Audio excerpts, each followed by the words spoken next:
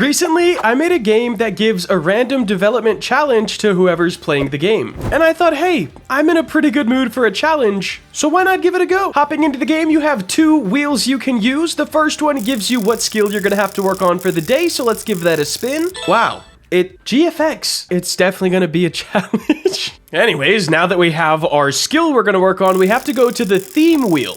This will tell us what theme we have to do that skill in, and we lucked out, man. Your choice. This means I could do anything GFX related. That's gonna save me a lot here. I'm also not gonna add on the timer. We've added a timer in this game for a hard mode, and since I don't know what I'm doing with GFX already, adding a timer's not gonna be a good idea, or else we're not gonna end up with anything good. Anyways, GFX, my choice. Here's the idea. I'm working on a game called UFO Universe. Video coming out on that later. It's a long one. Anyways, it doesn't have a usable icon or thumbnail, so we might as well try to make one of those and kind of kill 2 birds with 1 stone. Now, I know the most important aspect of any GFX or photo, anything, is the composition of it. So I'm gonna try to build out a scene in Studio, and then we could just use that scene and render it in Blender. I think that's gonna be the best workflow for me, but let's get into it. For this scene, I think it'd be really cool to have a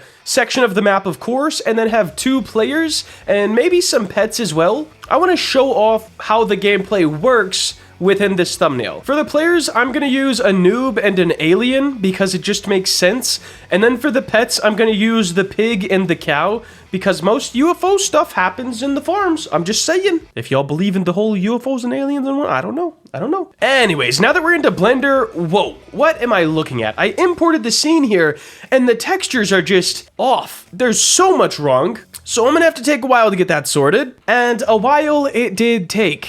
But after we got all the textures figured out, I added a camera into the scene so we could pick our angle, kind of the same thing we were doing in Studio, just on a little bit more official of a level. I thought I was done fixing materials and textures and all this good stuff. Guys, the UFO glass, you can't see through it. You can't see the avatars we put in, so I had to fix that too. And to do that, I just played around with a bunch of different sliders and settings until something cool happened. I still don't know how I got this look. I just guessed. The next thing I wanted to do was figure out how to make the grass outside of the breakables pad real grass. I feel like that would add so much life to the thumbnail, some sort of artificial movement, even though it'll be a still image. I just feel like real grass is sort of the vibes. I'm assuming using a particle system on the ground would be the best way to go. However, I don't want the grass to come up through the breakables pad. So I deleted the ground and then just made a new plane and shaped it around the pad. After creating this plane, I added a grass texture that I found on Google, and this is where I messed up.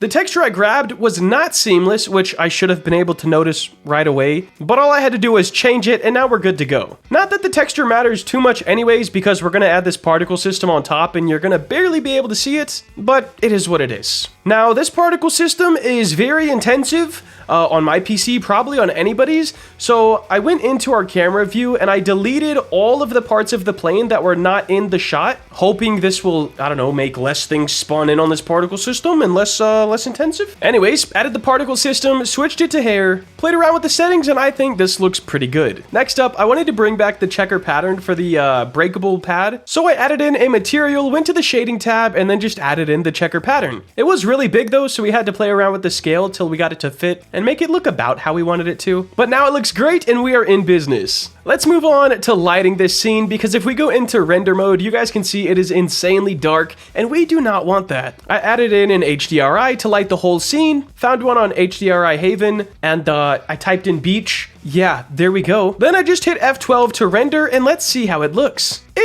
It's okay. Definitely not the best though. I'm not a big fan of the grass colors, so we're gonna change that and then re-render it, and hopefully it'll help it. I've been sitting here looking at this GFX, just wondering, what is it missing? What's wrong? Why does it look so bad? And I'm not sure why I didn't notice this beforehand, but there's no shadows, which, yeah, there's shadows in the real world, so why is there no shadows in my GFX? I switched the rendering mode to cycles instead of Eevee, and then I had some awesome shadows, but my grass was messed up. Like the particle system, it just didn't render right. So I had 2 problems here.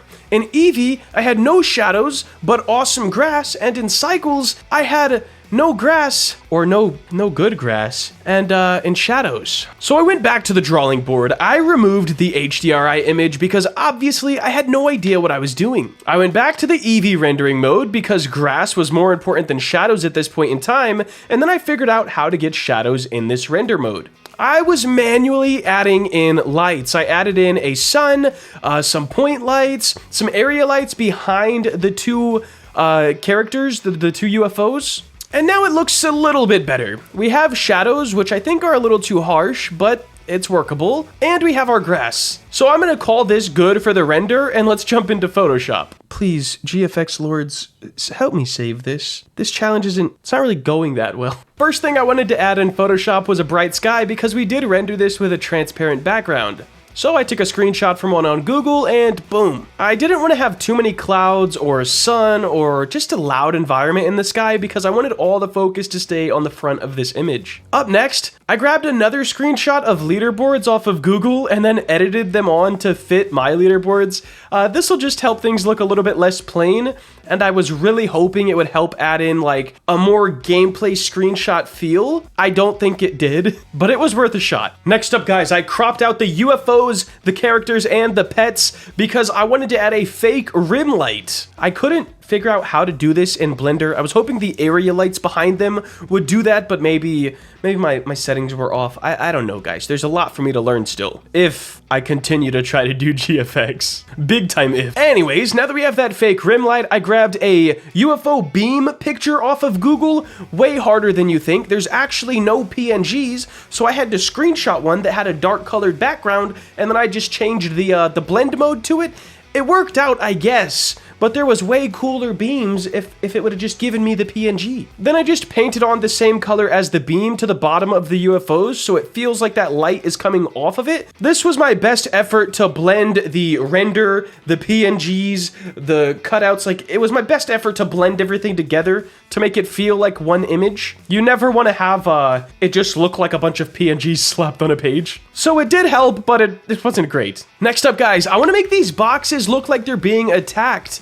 This scene still feels very stagnant. There is no life to it. It just doesn't feel great. So I made a red overlay, a red gradient overlay on these guys, added a very small stroke, and I copied them and made a motion blurred box behind them. I think it did help, but I still think it's just still and stagnant. But this is the GFX, and I think for my first one, it's not horrible, but I definitely know I have a lot to learn. So if you guys have any ideas, tips, or tricks on what could help me with a future project if I attempt to do this again, or if I just attempt to fix this one up, let me know down in the comments below. And if you guys want to try the Role Builder Development Challenge, that game link will be down below as well.